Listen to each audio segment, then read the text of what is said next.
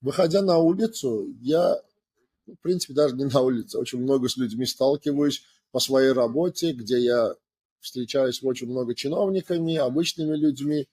То есть практически маски одевают все. Вчера я запустил программу, даже бесплатную для людей, что я могу сделать анализ на основе социальных сетей, как их люди видят. Люди перестали быть самим собой, и они начали играть в роль, в которую они вживаются, да. То есть такое впечатление, что они одели маску, вышли наружу, пришли домой, маску скинули, одежду вытащили, все, я сейчас могу быть самим собой. Хорошо, окей. А то, что ты, будучи самим собой, хочешь, ты его в жизни никогда не получишь.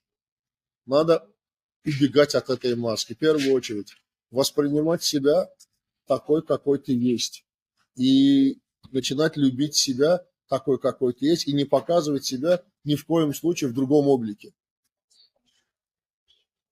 И вот здесь